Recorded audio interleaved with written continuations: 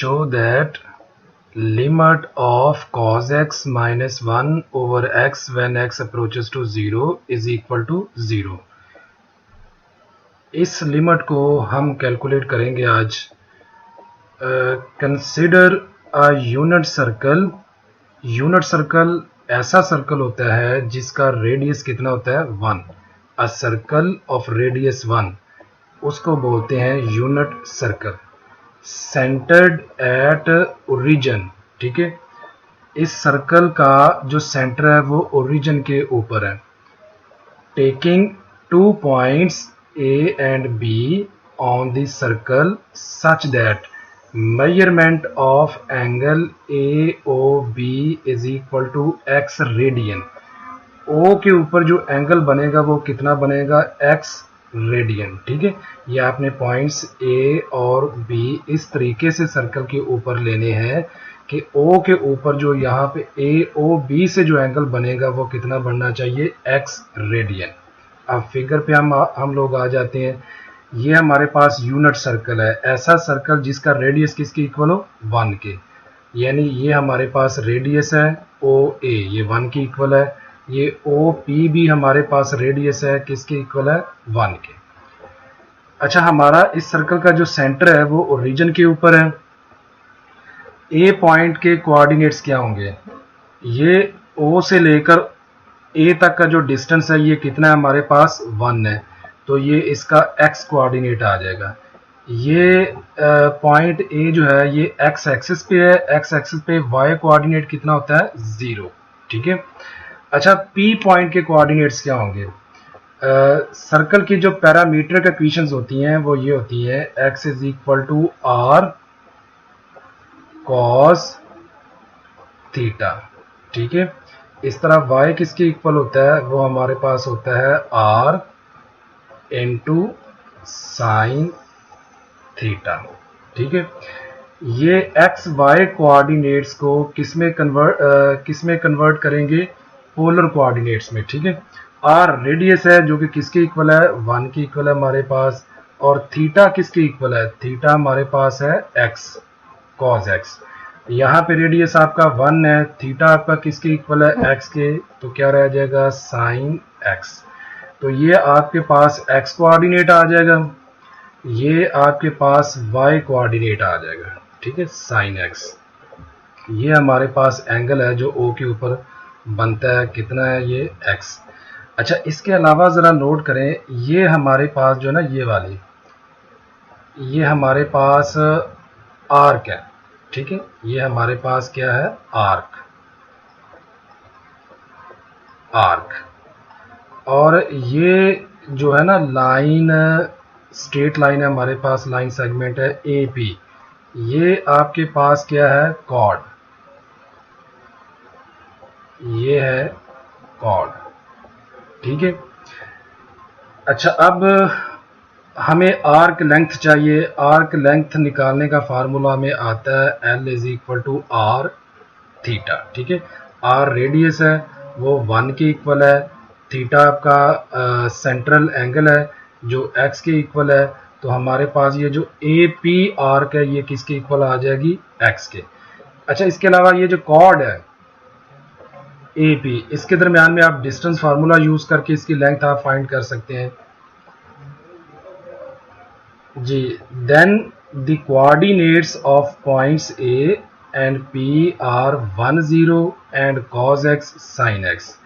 the arc length L is equal to AP arc length की क्या formula होता है r थीटा। r रेडियस है जो कि 1 के इक्वल है, थीटा सेंट्रल एंगल है जो हमारे केस में x के इक्वल है, तो यहाँ पे आर्क लेंथ आपके पास क्या आ जाएगी x आ जाएगी। Length of the chord AP, ये डिस्टेंस फार्मूला आप लोग यूज करेंगे। इसका x कोऑर्डिनेट कितना है 1, इसमें से इसका x कोऑर्डिनेट माइनस करें 1 minus cos x, 1 minus cos x, इसका स्क्वायर आ जाएगा। यहाँ पे y कोऑर्डिनेट A का 0 है और यहाँ पे y का कोऑर्डिनेट जो P का y कोऑर्डिनेट है वो साइन x है, 0 माइनस साइन x आ जाएगा, इसका स्क्वायर आ जाएगा, ठीक है। और ऊपर ये स्क्वायर रूट की जगह हमने क्या लगाया हुआ है 1/2, मतलब कि डिस्टेंस फार्मूला यूज करते हुए हमने कॉर्ड AP की लेंथ फाइंड की है। जी, अब ये देखिए कि जो कॉर्ड ए पी है वो लेस आर इक्वल टू क्या होगा, आर्क ए पी, ठीक है। और चूंकि ये भी लेंथ है, ये भी लेंथ है, लेंथ कभी नेगेटिव नहीं होती, क्या होगी, ग्रेटर और इक्वल टू जीरो, मतलब कि नॉन नेगेटिव होंगी। अब कॉर्ड ए पी की लेंथ वो आपने ये फाइंड कर ली है, आर्क ए पी की लेंथ वो आप लोगों ने फाइंड कर ली है। यहाँ पे मॉड इसलिए लगाया कि इन केस अगर हमारे पास x नेगेटिव होता है तो जो आर्क लेंथ होगी वो हमने क्या लेनी है, पॉजिटिव, वो हमने पॉजिटिव लेनी होती है, इसलिए हमने यहाँ पे मॉड लगा दिया है। अब जब आप लोग स्केयर करेंगे, स्केयरिंग, ठीक है, जब हम स्केयर करेंगे तो ये जो स्केयर रूट है ये आपका ख़त्म हो जाएगा, और ये जो x मॉड है जब इसका स्केयर करेंगे तो हमारे पास क्या आ जाएगा, x मॉड का स्केयर, x मॉड का स्केयर और सिंपल x का स्केयर, दोनों का आंसर क्या होता है, सेम, ठीक है। तो हमने यहाँ पे क्या लगा दिया, x का स्केयर। अब इस स्केयर को एक्सपेंड करना है, ठीक है।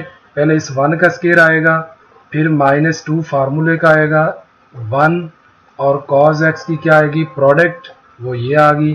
फिर ये जो cos x है इसका क्या आ जाएगा, स्केयर, ठीक है, और प्लस साइन स्केयर x आपका क्या आ जाएगा, एज इट। अब ये जो cos square x plus sine square x है ये 1 के इक्वल होता है, और ये 1 जो है और ये 1 जो है ये ऐड होके क्या हो जाएंगे, 2, ठीक है। अब यहाँ पे हमारे पास दो केसेस बनेंगे, मतलब कि एक राइट हैंड लिमिट के लिए, एक लेफ्ट हैंड लिमिट के लिए। तो जब हमने राइट हैंड लिमिट कैलकुलेट करनी है तब हमारा x क्या होगा, पॉजिटिव, ठीक है, मतलब कि हमने जीरो को अप्रोच करना है फ्रॉम राइट साइड, ठीक है। जब जीरो को राइट साइड से अप्रोच करेंगे तो जो x वैल्यूज लेगा फ्रॉम राइट साइड वो क्या होगी, जीरो की राइट साइड पे जो भी वैल्यूज होंगी वो पॉजिटिव होंगी, ठीक है। इसलिए लिखा हुआ if x is positive then on division by 2x inequality 1 becomes, जी, 0 को 2x से डिवाइड करेंगे तो 0 ही आ जाएगा, और इसको जब 2x से डिवाइड करेंगे तो हमारे पास ये आ जाएगा, x स्क्वायर को जब 2x से डिवाइड करेंगे तो ये आ जाएगा, ठीक है। अब आप लिमिट ले लें, राइट हैंड लिमिट, तो यहाँ पे भी लिमिट ले ली, सेंटर में भी लिमिट ले ली, और यहाँ पे भी लिमिट ले ली। अब 0 की लिमिट, कांस्टेंट की लिमिट कांस्टेंट ही होती है, 0 की लिमिट 0 आ जाएगी।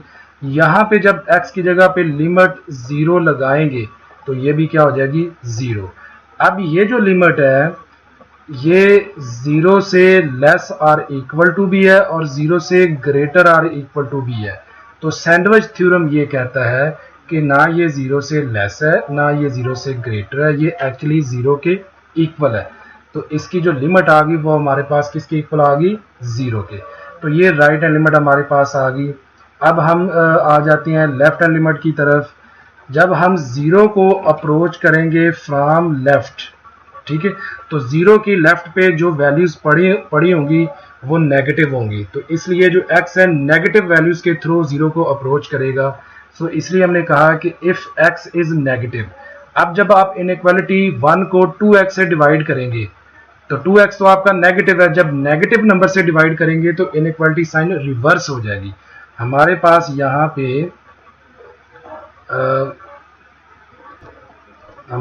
यहाँ पे लेस आर इक्वल टू है, ठीक है। तो जब 2x से डिवाइड करेंगे तो ये क्या बन जाएगी, ग्रेटर आर इक्वल टू, ये देख लें ये ग्रेटर आर इक्वल टू बन चुकी है। अब आप लिमिट ले लें, लेफ्ट हैंड लिमिट लेंगे हम, तो 0 की लिमिट कांस्टेंट है, 0 ही आएगी, और यहाँ पे जब x की जगह 0 ये लिमिट अप्लाई करेंगे तो ये भी हमारे पास क्या बन जाएगी, 0। अब ये जो लिमिट है ये 0 से ग्रेटर भी है और ये 0 से लेस भी है। तो सैंडविच थ्योरम हमें ये कहता है कि ना ये 0 से लेस है ना ये 0 से ग्रेटर है, ये एक्चुअली किसके इक्वल है, 0 के। ये लिमिट किसके इक्वल है, 0 के, ठीक है। तो अब ज़रा नोट करिएगा, ऊपर हमने ये राइट हैंड लिमिट निकाली है, यहाँ पे ये भी 0 के इक्वल आई है, और यहाँ पे हमने लेफ्ट हैंड लिमिट कैलकुलेट की है वो भी 0 के इक्वल आई है। इसका मतलब है कि लेफ्ट हैंड लिमिट और राइट हैंड लिमिट आपस में इक्वल है। सो लिमिट एग्जिस्ट, और लिमिट किसके इक्वल होगी, 0 के। अब जो हमने लिमिट सॉल्व करनी थी उसमें यहाँ पे 1 माइनस कॉज एक्स नहीं बल्कि कॉज एक्स माइनस 1 था, ये था एक्सप्रेशन। ठीक है, तो इस कॉज अगर मैं यहाँ पे बाहर माइनस लगा दूं और इनकी जगह आपस में इंटरचेंज कर दूं, ठीक है, ये देखें अगर इस माइनस को ऊपर मल्टीप्लाई करते हैं तो ये कॉज एक्स प्लस का हो जाएगा, ये 1 नेगेटिव हो जाएगा, तो आपके पास यही एक्सप्रेशन आएगा। ठीक है, अब ये जो माइनस है इसको बाहर निकाल लें, तो इस चीज की जो लिमिट है ये हम ऊपर प्रूव कर चुके हैं यहाँ पे। ठीक है, ये यहाँ पे हम प्रूव कर चुके हैं 0 के इक्वल है, तो लिहाजा हमारी जो रिक्वायर्ड लिमिट है वो किसके इक्वल आ गई, 0 के इक्वल आ गई। नेक्स्ट हम दो क्रोलरीज भी देंगे यहाँ पे। Limit of cos x when x approaches to 0 is equal to 1। हालांकि इसको सॉल्व करना तो बहुत ईजी है, यहाँ पे x की जगह 0 लिमिट अप्लाई करें तो cos 0 कितना होता है 1, आसानी से आ जाएगी। ठीक है, लेकिन हम ऊपर वाला रिजल्ट यहाँ पे यूज करेंगे। ये जो cos x है इसको हम ऐसे लिख सकते हैं, ये देखें x आपका x से कट जाएगा, बाद में ये 1 आपका 1 से कट जाएगा, तो बाकी ये आपके पास cos x ही आएगा। ठीक है, इट मीन्स के cos x को ऐसे लिखा जा सकता है। अब इस 1 की लिमिट हम सेपरेट कर देते हैं यहाँ पे। ठीक है, इसकी लिमिट हम सेपरेट कर देते हैं यहाँ पे। ठीक है ना, और ये जो x है इसकी लिमिट हम सेपरेट कर देते हैं। ठीक है, ये हमने लिमिट के लॉज जो हैं वो हमने पढ़े हुए हैं, थ्योरम्स पढ़े हुए हैं, उनका हम यूज़ कर रहे हैं यहाँ पे, जो लास्ट वीडियोस के अंदर मैं आपको एक्सप्लेन कर चुका हूँ। कांस्टेंट की लिमिट क्या होती है, कांस्टेंट ये 1 आ गया, इसकी लिमिट हम ऊपर प्रूफ कर चुके हैं। ठीक है ना, हमारी जो आज मेन एग्जाम्पल थी उसके अंदर हम इसका प्रूफ दे चुके हैं, जो ये लिमिट किसके इक्वल है 0 के, और यहाँ पे जब x की जगह ये 0 अप्लाई करेंगे ये भी क्या आ जाएगा 0 आ जाएगा, तो हमारे पास इसकी लिमिट क्या आ जाएगी 1।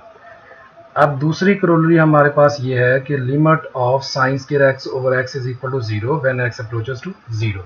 ठीक है, तो यहाँ पे भी हम यूज कर सकते हैं ऊपर वाली जो लिमिट हमने प्रूव की है आज, ये साइन स्क्वायर एक्स है। ठीक है, ये किसके इक्वल होता है 1 माइनस कॉस 2x ओवर 2 के। ठीक है ना, हाफ एंगल फार्मूला यहाँ पे हमने यूज किया है। अच्छा, अब ये देखिए ऊपर से माइनस कॉमन ले लें। ठीक है, तो अब जरा ये देखो, ये बिल्कुल एग्जैक्टली वही शेप बन चुकी है, ये एग्जैक्टली वही शेप बन चुकी है जो ऊपर हमने प्रूव की है। ठीक है ना, ये देखिए ये हमारी जो लिमिट है जो हमने प्रूव की है, यहाँ पे अगर एंगल x है ना तो यहाँ पे भी एंगल x ही होना चाहिए। ठीक है, तो ये जरा देख लीजिएगा, यहाँ पे एंगल 2x है तो नीचे भी कितना एंगल है 2x। ठीक है, तो ये बिल्कुल एग्जैक्टली वही फॉर्म बन चुकी है। इट मीन्स कि इसकी लिमिट फिर किसके इक्वल होगी 0 के। तो जो आज हमने मेन एग्जांपल की है उसको स्टैंडर्ड मान के आप बहुत सारी और लिमिट्स भी जो है वो एवेल्युएट कर सकते हैं। ठीक है, मतलब कि उसका यूज जो है वो कई जगह पे आप लोग यूज कर सकते हैं। ठीक है, तो उम्मीद है कि आपको ये लेक्चर समझ आया होगा। इंशाल्लाह जल्दी नेक्स्ट वीडियो के साथ हाजिर होंगे, तब तक के लिए अल्लाह हाफिज़।